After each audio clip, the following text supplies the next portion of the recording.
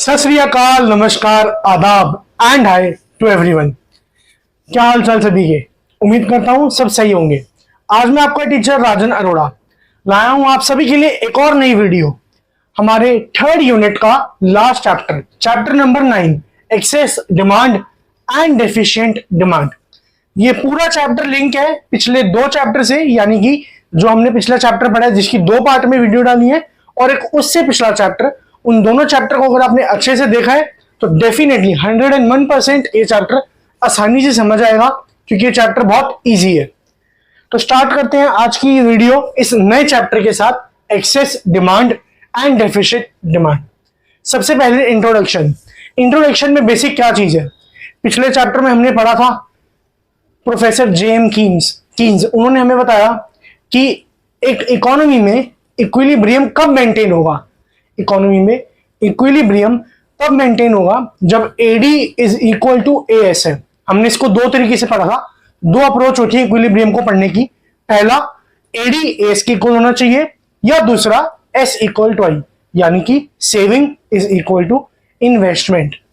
जब ये दोनों रेशियो में, मतलब दोनों अप्रोचेस में ये दोनों टर्म्स इक्वल होती है, तब हमारी इकोनॉमी होती है इक्विलिब्रियम पे, मतलब बेस्ट पोजीशन पे, जहां से कोई कंज्यूमर चेंज नहीं करना चाहेगा।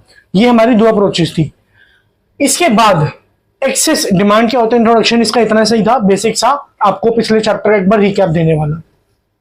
एक्सेस डिमांड हमने इसको बहुत बार पढ़ा है, आपने इसको बहुत बार सुना भी होगा। इसे थोड़ा समझते हैं कि एक्चुअल में ये होता क्या है। एक्सेस डिमांड नाम से समझ आ रहा है। एक्सेस मतलब किसी चीज को ज्यादा होना, वो एक्सेस है, मतलब इंक्रीज में है, बहुत ज्यादा है। डिमांड आपको सबको पता ही है क्या चीज होती है। आप किसी भी चीज की डिमांड करते हैं, जरूरत है, उसे बोलते हैं हम डिमांड। एक्सेस डिमांड क्या होता है? एक्सेस डिमांड मींस, मैं आपको चलो लिख के बता देता हूं इसकी डेफिनेशन, साथ साथ लिख लेना। It is a situation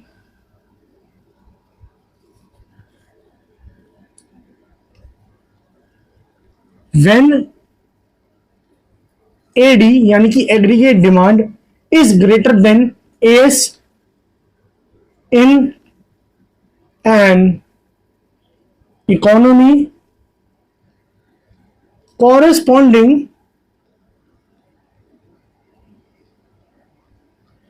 to level of full employment. क्या मतलब है इसका? डेफिनेशन से सबको समझ आ रहा होगा इजीली, बट मैं स्टिल बताता हूं। जब हमारी इकोनॉमी में एग्रीगेट डिमांड ज्यादा होती है एग्रीगेट सप्लाई में as compare to aggregate supply, और उस टाइम जो हमारी इकोनॉमी होती है वो फुल एम्प्लॉयमेंट की कंडीशन पे होती है, corresponding to the level of full employment. मतलब हमारे देश में बेरोजगारी नहीं है। उस सिचुएशन में जब डिमांड किसी प्रोडक्ट की ज्यादा हो, उसे बोलते हैं एक्सेस डिमांड। इस के अंदर एक पॉइंट बहुत इंपॉर्टेंट है, ये आपसे एग्जाम्स में भी पूछा जाता है और पिछले चैप्टर में भी हमने पढ़ा था, वो है इन्फ्लेशनरी प्रेशर। जो इसका की टर्म है इस कॉन्सेप्ट के अंदर, इन्फ्लेशनरी प्रेशर या इन्फ्लेशन। देखो सिंपल सी बात है, हमारी इकोनॉमी में जितने लोग थे, जितने रिसोर्सेस थे, सारे एम्प्लॉयड है, मतलब सारे काम कर रहे हैं। अब AD ज्यादा है, मतलब डिमांड ज्यादा है। लेकिन जब सारे लोग पहले से ही काम कर रहे हैं और डिमांड ज्यादा है, तो आप उस डिमांड को फुलफिल कर पाओगे? पॉसिबल ही नहीं कर पाओगे। जब देश के सारे लोग काम कर रहे हैं तो और लोग कहां से लाएंगे, और लेबर फोर्स कहां से आएगी हमारे देश में? इकोनॉमी में नहीं आएगी ना, और डिमांड ज्यादा हो रही है। तो उस केस में जो गुड्स होते हैं उनके प्राइसेस राइज होने लग जाते हैं, ताकि डिमांड कम हो और इक्विलिब्रियम पे मेंटेन हो जाए। ये बात याद रखना, हमेशा इक्विलिब्रियम को मेंटेन करने के लिए मार्केट फोर्सेस ऑटोमेटिकली काम करती हैं, डिमांड और सप्लाई। मार्केट फोर्सेस मतलब डिमांड और सप्लाई। तो डिमांड कम होगी, प्राइसेस ज्यादा हो गए, इक्विलिब्रियम आएगा। अब प्राइसेस बढ़ गए तो इससे क्या होगा? जो इकोनॉमी का जनरल प्राइस लेवल है ना, हर चीज के दाम है, वो बढ़ने लगेंगे, जिससे कि इन्फ्लेशन होगा। तो ये बेसिक सा मुद्दा है, बेसिक सा पॉइंट है जो आप सबको समझ आना चाहिए। इन्फ्लेशन कैसे बढ़ता है एक्सेस डिमांड में? सिंपल सी बात है, कारोबार करने के लिए कोई है नहीं, रिसोर्सेज सारे हमने अपने लगा दिए, अब और कैसे पैदा कर लेंगे सामान? जो कर ही नहीं सकते, तो उस केस में डिमांड ज्यादा है, सप्लाई हमारी रेस्ट्रिक्ट है, एक सर्टेन लिमिट तक रुक गई है, तो उस केस में हमें चीजों के पैसों को, प्राइजेस को बढ़ाना पड़ता है, तो उससे हमारी इकोनॉमी में बनता है इन्फ्लेशनरी प्रेशर। इसका एक ग्राफ समझते हैं, आपकी बुक में भी गिवन है और इंपॉर्टेंट भी एग्जाम पॉइंट ऑफ व्यू से। एक्सेस डिमांड का ग्राफ क्या होता है? एक्सेस डिमांड के ग्राफ में सबसे पहले ये होगी हमारी वाई एक्सिस, ये होगी जी एक्स एक्सिस। यहां पे वही आएगा इनकम, आउटपुट या एम्प्लॉयमेंट। यहां पे लिख लेना एडी, ऐसे इस फॉर्म में पैरेलली इसके। ये एक्स एक्सिस, हमेशा एक्सिस का नाम मेंशन करना, कभी मत बोलना, एग्जामिनर नंबर काट लेता है। हमने पढ़ा था, हम यहां पे बात कर रहे हैं एडीएस की, जब दोनों इक्वल होंगे मार्केट में, तो एस की हमने हमेशा याद रखना, पहले भी बताया था, ओरिजिन से 45 डिग्री की लाइन जाती है, मतलब जिसका स्लोप 1 होता है, क्योंकि हमने पढ़ा था इस लाइन को, एस की लाइन को हम बोलते हैं नेशनल इनकम, और ये लाइन हमेशा अपवर्ड स्लोपिंग कॉन्स्टेंट की होती है 45 डिग्री पे, क्योंकि इस लाइन पे जितने पॉइंट्स हैं, चाहे यहां यहाँ इनफाइनाइट पॉइंट है, जितने भी इस लाइन पे, वहां पे हमारी इनकम और कंजम्पशन, यानी कि एडी, कंजम्पशन कह लो, एडी तो नहीं, इनकम और कंजम्पशन इक्वल होती है, इसलिए ये लाइन बिल्कुल अपवर्ड स्लोपिंग होती है। और इसमें जो दोनों इनकम की लाइन, कंजम्पशन की लाइन, दोनों कोइंसाइड करती है, इसलिए ये एक ही लाइन है। बेटा ये लाइन बस ये स्ट्रेट लाइन होती है, थोड़ी आपको टेढ़ी लग रही होगी, बट ये स्ट्रेट लाइन होती है। अब ये जो लाइन है, ये है जी हमारी एडी की लाइन।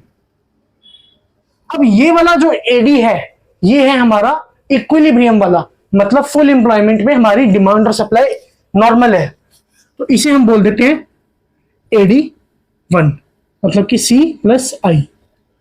लेकिन अब जो हमारा एक्सेस डिमांड वाला केस है, मतलब फॉर एजम्पशन हम ये मान लेते हैं कि हमारा इन्वेस्टमेंट एक्सपेंडिचर ज्यादा है, सी प्लस आई डेल्टा आई, मतलब इन्वेस्टमेंट बढ़ी तो उस कारण हमारा एडी बढ़ गया, तो जो नया लाइन जाएगी एडी की, वो इसके ऊपर होगी, क्योंकि एक्सेस डिमांड है, मतलब एडी की डिमांड बढ़ गई है, एडी बढ़ गया है, वो लाइन इसके बिल्कुल पैरेलल बनेगी, इसे बोलेंगे एडी 0। अब 0 1 कुछ भी नाम दे सकते हो, पर इसे बोलते हैं एक्चुअल एडी, और ये होगा C plus I plus delta I. अब एक बात ध्यान रखने वाली जो इस चीज के अंदर है, वो ये है कि ये जो गैप होगा ना दोनों में, दोनों लाइंस के बीच में, इसे मान लेते हैं ई, इसे मान लेते हैं एफ। ये जो ई एफ है इस ग्राफ के अंदर, ये डिनोट करता है इन्फ्लेशनरी गैप, मतलब किस अमाउंट से एक्चुअल एडी ज्यादा है as compare to AD which is at equilibrium, उस गैप को बोलते हैं इन्फ्लेशनरी गैप। बेसिक से यहां लिख लेना 45 डिग्री लाइन, बस ये हमारा एक्सेस डिमांड का ग्राफ है, जिससे हमें साफ साफ पता लगता है हमारी जो डिमांड है अभी करंट वाली, एक्चुअल वाली, वो इससे ज्यादा है, इतनी रेशियो है बस। अब इसमें एक चीज याद रखना, ये दोनों लाइनें एक दूसरे के पैरेलल हैं। पैरेलल क्यों? क्योंकि इस लाइन के हर पॉइंट पे हमने जितना भी इन्वेस्टमेंट ऐड की है वो कांस्टेंट है, मतलब ऐसा नहीं है कि यहाँ पे इन्वेस्टमेंट 20 बढ़ा है या 40 या 60 ना, इस पूरी लाइन में इन्वेस्टमेंट सिर्फ 20 बढ़ा है, 30 लिया है तो 30 बढ़ा है, इसलिए ये दोनों लाइन एक दूसरे के पैरेलल है। एक बार इसको फटाफट से नोटबुक में बना लो, उसके बाद इसके आगे बढ़ते। सबने इसे नोट कर लिया होगा।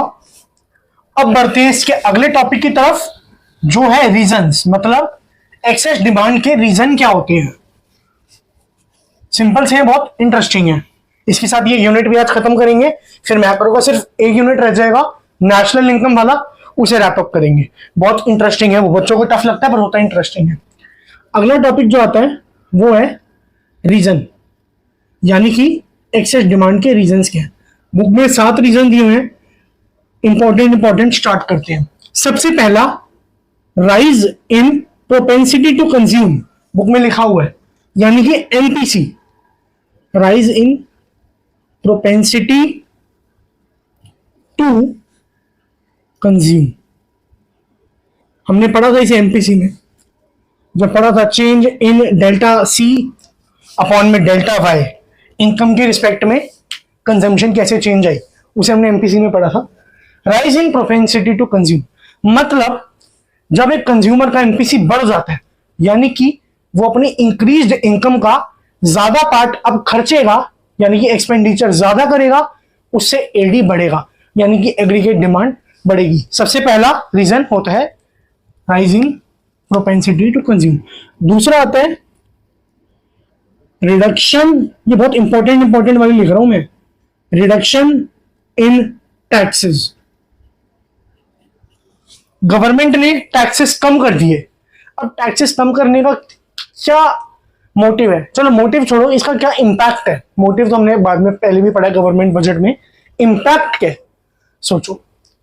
इसका ये इंपैक्ट है कि गवर्नमेंट अगर टैक्सेस कम कर देगी तो कंज्यूमर की डिस्पोजेबल इनकम ज्यादा होगी। डिस्पोजेबल इनकम क्या होती है, वो इनकम जो जितनी भी इनकम कमाता है उसका वो पोर्शन जो सब कट पिटने के बाद, यानी कि टैक्स हटने के बाद सब हटा के जो उसके पास खर्चने के लिए बचता है, उसे बोलते हैं डिस्पोजेबल इनकम। अगर गवर्नमेंट ने टैक्स कम कर दिया, टैक्स कम करने का मतलब कंज्यूमर पे पैसा ज्यादा है खर्चने के लिए, तो वो डिमांड ज्यादा करेगा। डिमांड ज्यादा करेगा तो एग्रीगेट डिमांड बढ़ेगी। ये है दूसरा रीजन। तीसरा रीजन आता है डिक्रीज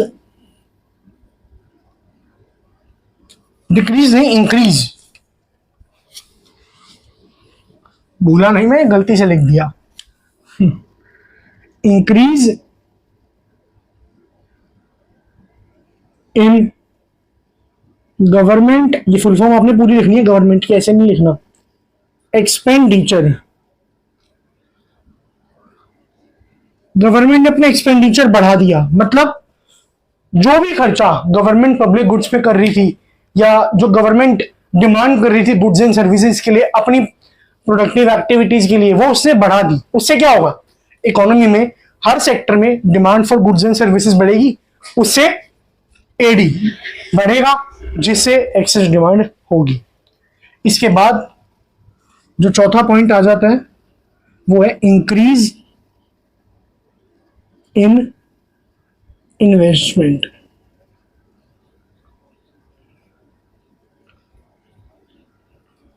इन्वेस्टमेंट बढ़ा दी। इन्वेस्टमेंट बढ़ाने से क्या होगा, ऑब्वियसली बात है इकोनॉमी में पैसा आ गया, पैसा आ गया तो क्या होगा जी, डिमांड बढ़ेगी। चाहे इन्वेस्टमेंट किसी भी फॉर्म की हो, फॉरेन से इकोनॉमी में पैसा आया हमें मतलब नहीं, पर इन्वेस्टमेंट से हमारी डिमांड बढ़ेगी। इसके बाद जो अगला पॉइंट आता है वो है डिक्रीज इन इंपोर्ट। मतलब फॉरेन कंट्री से फॉरेन गुड मंगाना हमने बंद कर दिया, उसके इंपोर्ट कम हो गया। इसका मतलब क्या है, हमारी डोमेस्टिक कंट्री में, हमारी कंट्री में डोमेस्टिक गुड्स की डिमांड बढ़ेगी। फॉरेन से हम गुड नहीं मंगा रहे तो हमारे अपने देश में अपने सामान की डिमांड बढ़ेगी, जिससे क्या होगा, फिर से एक्सेस डिमांड, मतलब एग्रीगेट डिमांड बढ़ रही है तो वो एक्सेस डिमांड को जन्म देगी। इसके बाद जो अगला आता है वो है इंक्रीज इन एक्सपोर्ट। बिल्कुल इसका उल्टा, हमारे गुड्स की डिमांड फॉरेन कंट्रीज में बढ़ गई, उन्हें पसंद आ गई है हमारे, उनको गुड्स चीप पड़ रहे हैं रेट वाइज, तो वो हमारे गुड्स को अपने वहां इंपोर्ट कर रहे हैं, यानी कि हमारा एक्सपोर्ट। याद रखना, किसी दूसरे नेशन का इंपोर्ट हमारा एक्सपोर्ट होगा, हमारा इंपोर्ट दूसरे नेशन का एक्सपोर्ट होगा। एक्सपोर्ट ऑफ डोमेस्टिक गुड्स, मतलब हमारा एक्सपोर्ट बढ़ गया, उससे क्या होगा, हमारे गुड्स की डिमांड फॉरेन नेशंस में बढ़ गई, अल्टीमेटली डिमांड बढ़ी, उससे क्या होगा, एग्रीगेट डिमांड बढ़ गई। एग्रीगेट डिमांड, हम ओवरऑल डिमांड को लेके चलते हैं, एग्रीगेट मतलब टोटल, वो बढ़ गई, जिससे एक्सेस डिमांड होगा। इसके बाद जो इसमें लास्ट पॉइंट आता है उसे लिख लो यहां पे, डेफिसिट फाइनेंसिंग। ये बहुत बार पढ़ा है हमने। डेफिसिट फाइनेंसिंग किसे बोलते हैं, जब सेंट्रल गवर्नमेंट के बजट में डेफिसिट हो जाता है और उसे और पैसे चाहिए होते हैं तो वो आरबीआई से अपने बिल्स बेच के नई करेंसी इशू करवाती है, प्रिंटिंग ऑफ न्यू करेंसी। तब क्या होता है, हमारी इकोनॉमी में मनी सप्लाई बढ़ जाता है। हमने पहले भी पढ़ा था, मनी सप्लाई बढ़ता है डेफिसिट फाइनेंसिंग के कारण। मनी सप्लाई बढ़ेगा, लोगों के पास पैसा ज्यादा होगा, पैसा ज्यादा होगा, डिमांड ज्यादा, डिमांड ज्यादा, एक्सेस डिमांड, मतलब वही एग्रीगेट डिमांड बढ़ी तो एक्सेस डिमांड भी बढ़ेगी। तो ये 7 फैक्टर हैं, 1 2 3 4 5 6 और ये 7, यही आपके बुक में लिखी है। इसको फटाफट से नोट डाउन कर लो, फिर समझते हैं सप्लाई का फंडा। सबने से नोट कर लिया होगा। इसके बाद एक्सेस डिमांड में हमारा एक छोटा सा पॉइंट रह जाता है कि इसका इंपैक्ट क्या होगा। 3 इंपैक्ट पड़ेंगे हम इसके, मतलब 3 कंडीशन जिसमें इंपैक्ट पड़ेगा या नहीं। सबसे पहला इंपैक्ट,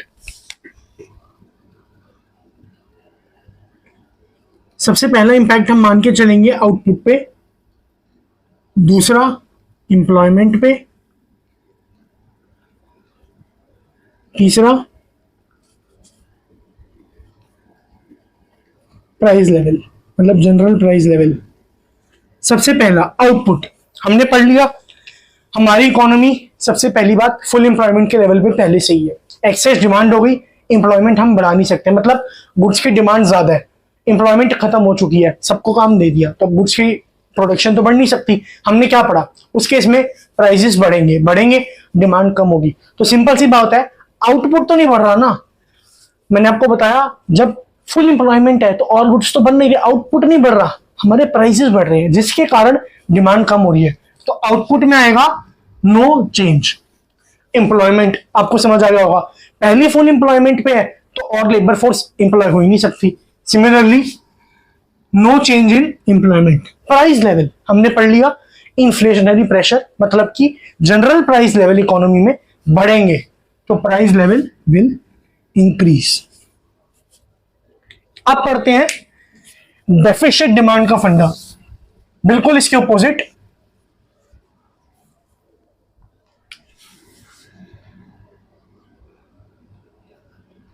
डेफिसिट डिमांड, नाम से समझ आ रहा है, डेफिसिट मतलब कम। Deficit demand is a situation in an economy when aggregate demand is less than aggregate supply corresponding to level of full employment. When AD less than AS at level of full employment, short form में लिख दिए। आप इसकी पूरी definition लिखना क्योंकि paper में short form का नंबर भी शॉर्ट ही मिलते हैं या मिलते ही नहीं। फुल एम्प्लॉयमेंट, जब हमारी इकोनॉमी में एग्रीगेट डिमांड कम है एग्रीगेट सप्लाई से at the level of full employment, उसे बोलते हैं डेफिसिट डिमांड, मतलब डिमांड कम है। अब इससे समझने वाली बात क्या है, डेफिसिट डिमांड हमें यह बताती है कि इकोनॉमी में जो चीजों के प्राइसेस हैं वो कम होंगे। कम क्यों होंगे, कारण है उसके पीछे, सप्लाई ज्यादा है, मतलब आउटपुट ज्यादा बन चुका है, डिमांड कम है, तो सप्लायर उसे बेचने के लिए प्राइसेस कम करेगा, प्राइसेस कम होंगे डिमांड बढ़ेगी। Law of demand indirectly proportional है, एक प्राइस बढ़ेंगे डिमांड घटेगी, प्राइसेस कम होंगे डिमांड बढ़ेगी, तो सप्लायर ने प्राइसेस कम कर दिए जिससे डिमांड बढ़ गई। डिमांड बढ़ेगी तो डेफिसिट डिमांड इक्विलिब्रियम पे आएगा। इसका ग्राफ देखते हैं, वैसी होगा, ये हो गई वाई एक्स एक्सिस, ये वाई, यहां पे वही लिखना है एडी, यहां पे वही इनकम, आउटपुट एम्प्लॉयमेंट। 45 डिग्री की लाइन जो कि इनकम की लाइन है, ये हर बार बनेगी। ये हो गया जी हमारा एडी 1, मतलब जो इक्विलिब्रियम वाला प्राइस है, C प्लस आई। अब डेफिसिट डिमांड जो कि दर्शाता है डिफ्लेशनरी गैप, मतलब जिससे कि डिफ्लेशन आया, पैसे प्राइसेस लेवल कम हुए इकोनॉमी में, ये हो गया हमारा डेफिसिट डिमांड का ग्राफ। इसे थोड़ा सा ऐसे इंक्लाइन बनाना क्योंकि ये बिल्कुल स्ट्रेट नहीं होता। ये है हमारा एक्चुअल एडी, मतलब जो इकोनॉमी में अभी है, मतलब C प्लस आई माइनस डेल्टा आई, मतलब जो इन्वेस्टमेंट हमने माइनस करी है, पिछले केस में बढ़ाई थी, इसमें माइनस करी है, तो ये दर्शाता है, यानी कि अगर हम मान ले ये और ये ई जी, यहां पे ई जी हमको बताएगा डिफ्लेशनरी गैप, डिफ्लेशनरी गैप, ये इजी का मतलब ही है। बस एक बार पहले इसको नोट कर लो, फिर मिटाता हूं, फिर दोबारा पढ़ते हैं इसके रीजन और इसके इंपैक्ट। सबने इसे नोट कर लिया होगा। इसमें एक बात याद रखना, हमने पढ़ा है कि जो हमारा नया एडी है, मतलब जो हमारा एक्चुअल एडी है, वो इक्विलिब्रियम वाले एडी से नीचे है। तो इसका क्या मतलब है, ये वाले एडी में हमारा अंडर एम्प्लॉयमेंट है। अंडर एम्प्लॉयमेंट मतलब इनवॉलेंट्री एम्प्लॉयमेंट, ये याद रखना इस बात का मतलब। इसके बाद आपने नोट कर लिया होगा इसे, इनवॉलेंट्री एम्प्लॉयमेंट हमने पढ़ा था जब कोई बंदा काम करना चाहे एग्जिस्टिंग वेज रेट पे और एबल भी हो और वर्क भी करना चाहे पर उसे काम ना मिले, उसे बोलते हैं इनवॉलेंट्री अनएम्प्लॉयमेंट। मतलब बे इच्छा की, बिन इच्छा वाली अनएम्प्लॉयमेंट, मतलब वो चाहता नहीं है पर उसे मिल रही है। पिछले चैप्टर में पढ़ा था, वीडियो देख लेना पार्ट 2। अब आता है रीजन डेफिसिट डिमांड के। सबसे पहला उसका बिल्कुल उल्टा जो पिछले केस में पढ़ा था, decrease in propensity to consume. ठीक है जी। Second, increase in taxes. Third, decrease in government expenditure. सारे इसके ऑपोजिट है बिल्कुल।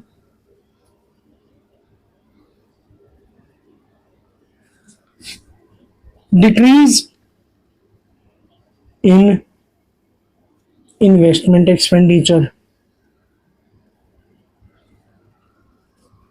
पांचवा, राइज इन इंपोर्ट। या फिर छठा, डिक्रीज इन एक्सपोर्ट। एक एक करके समझाता हूं, सिंपल अब तो समझ आ जाएगा आसानी से। सप्लाई मतलब सॉरी, डेफिसिट डिमांड मतलब डिमांड कम है, कारण पहला एमपीसी गिर गया मतलब एमपीएस बढ़ गया। एमपीसी गिर गया मतलब कंज्यूमर अपनी बढ़ी हुई इनकम का जितना भी प्रोपोर्शन है कम खर्च रहा है, उसने अपनी विलिंगनेस कम कर दी, मतलब बढ़ी हुई इनकम का पोर्शन अब वो कम खर्च रहा है। तो ऑब्वियसली बात है कंजम्पशन एक्सपेंडिचर कम होगा, एडी कम होगा, डेफिसिट डिमांड बढ़ेगी। इंक्रीजिंग टैक्सेस, गवर्नमेंट ने टैक्सेस बढ़ा दिए, इनडायरेक्ट टैक्स, डायरेक्ट टैक्स, कैसा भी टैक्स को बढ़ा दिया, रेट उसका बढ़ा दिया। उससे क्या होगा, उससे ये होगा कि डिस्पोजेबल इनकम कंज्यूमर की कम हो जाएगी, उसकी जेब में पैसा कम बचेगा खर्चने के लिए, तो वो डिमांड कम करेगा। तीसरा, गवर्नमेंट एक्सपेंडिचर, गवर्नमेंट अपने जितने भी खर्चे कर रही थी कंस्ट्रक्टिव एक्टिविटीज में, फ्लाईओवर, ब्रिज, मेट्रो, कंज्यूमर के लिए मतलब हमारे लिए जो भी काम कर रही थी पीपल के लिए, वो सब कम हो जाएंगे खर्चे। उससे क्या होगा, गुड्स एंड सर्विस की डिमांड इकोनॉमी में कम हो जाएगी, तो डेफिसिट डिमांड। बहुत सिंपल है, तभी फटाफट पढ़ा रहा हूं। डिक्रीज इन इन्वेस्टमेंट, इन्वेस्टमेंट कम होगी। इन्वेस्टमेंट क्यों कम होगी, हमारी इकोनॉमी में रेट ऑफ रिटर्न कम होगा जी, या इंटरेस्ट रेट ऑफ बोरिंग ज्यादा हो गया होगा, तो लोगों ने पैसा नहीं लिया, इन्वेस्ट नहीं करा। रेट ऑफ रिटर्न मतलब जितना इन्वेस्ट कर रहे हो उससे ज्यादा वापस नहीं आ रहा, तो इन्वेस्ट क्यों करोगे, सिंपल सी बात है। तो इन्वेस्टमेंट कम हो गई जिससे कि एडी कम हो गया।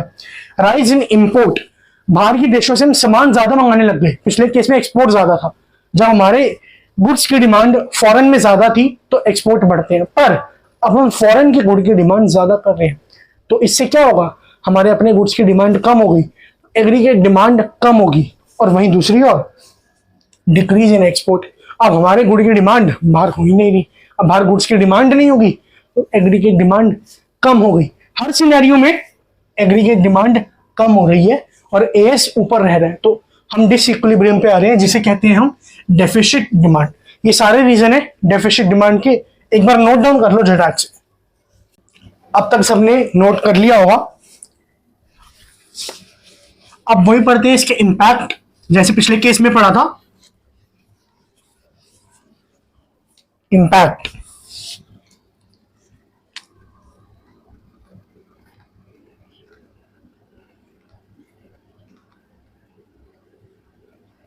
इंपैक्ट मतलब क्या प्रभाव आ रहे हैं। सबसे पहला वही आउटपुट पे देखेंगे, सेकंड एम्प्लॉयमेंट पे जी, और थर्ड प्राइस लेवल। हमारा एडी लेस देन एएस है, तो सिंपल सी बात है, हमारी इकोनॉमी में जितने भी सप्लायर होंगे उन्होंने एक इन्वेंट्री लेवल बना रखा होगा, मतलब प्लान्ड इन्वेंट्री कि इतना सामान हमें बेचना है। अब क्या हुआ, डिमांड कम हो गई तो जो उनका स्टॉक था वो ज्यादा रह गया, तो अब क्या होगा, वो अपना आउटपुट कम करेंगे क्योंकि पहली स्टॉक ज्यादा है, प्लान्ड इन्वेंट्री ज्यादा है, तो अब वो अपना आउटपुट कम करेंगे, तो इसलिए आउटपुट डिक्रीज होगा। बड़ा सिंपल से, ऐसे मैं ना भी पढ़ाऊंगा आप लोग समझदार हो समझ जाओगे, बट स्टिल मैं पढ़ा रहा हूं ताकि आपसे कोई गलती ना हो, कहीं नंबर ना चूके। एम्प्लॉयमेंट ये भी कम होगी, कैसे बताता हूं। सिंपल सी बात है, आउटपुट कम करना है। इकोनॉमी में पहले से एक प्रोड्यूसर के पास गुड्स पहले से बने हुए हैं, तो वो लेबर को पैसे क्यों देगा, अपना खर्चा क्यों बढ़ाएगा, तो वो डिसएम्प्लॉयमेंट अनएम्प्लॉयमेंट करेगा, मतलब लेबर को बाहर निकालना शुरू कर देगा, तो एम्प्लॉयमेंट कम हो जाएगा।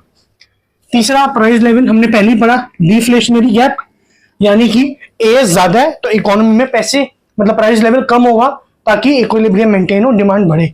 जब डिमांड किसी गुड की कम है, सप्लाई उसकी ज्यादा है, तो ऑब्वियसली बात है लॉ ऑफ डिमांड या लॉ ऑफ सप्लाई मान लो, उस गुड्स के प्राइसेस कम होंगे, तो इकोनॉमी में प्राइस लेवल कम होगा। तो उम्मीद करता हूं ये चैप्टर यहां तक आपको अच्छे से समझ आया होगा। इसी के साथ वीडियो का पार्ट 1 खत्म होता है।